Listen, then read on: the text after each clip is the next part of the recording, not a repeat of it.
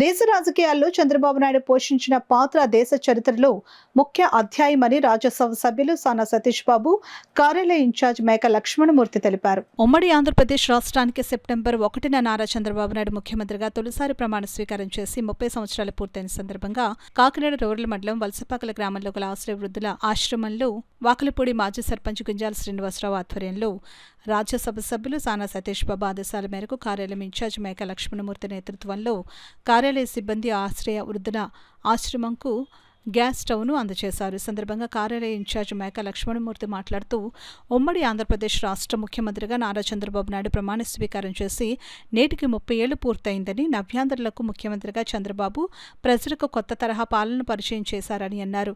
ప్రజల వద్దకు పాలన, జన్మభూమి, పచ్చదనం, పరిశుభ్రత, నేడు సూపర్ 6 వంటి అనేక సంస్కరణలు తీసుకువచ్చిన మహనీయుడని కొనియాడారు. అభివృద్ధిని, సంక్షేమాన్ని సమతూకం చేసుకుంటూ పరిపాలనను పరుగులు పెట్టిస్తున్నారని అన్నారు. 75 ఏళ్ల వయసులో కూడా యువకుడుగా రాష్ట్ర అభివృద్ధి కోసం ఆహర్నిశలు శ్రమిస్తున్న నారా చంద్రబాబు నాయుడుకు 30 ఏళ్లు పూర్తి చేసుకున్న సందర్భంగా శుభాకాంక్షలు తెలియజేస్తున్నామని అన్నారు. ఈ కార్యక్రమంలో జడ్ఆర్ యూసీసీ సభ్యులు అనిల్ కుమార్, ముమ్మడి వెంకటేష్ తదితరులు పాల్గొన్నారు.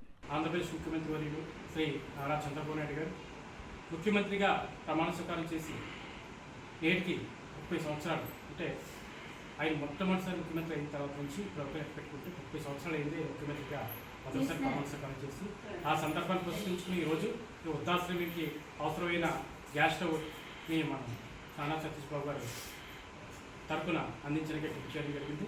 ఈ సందర్భంగా ఈ వృద్ధాశ్రమంలో ఉన్న ప్రతి ఒక్కరికి కూడా హృదయపూర్వక ధన్యవాదాలు తెలియజేసుకుంటూ ఇటువంటి గొప్ప కార్యక్రమాన్ని నిర్వహించిన సానా సతీష్ బాబు గారికి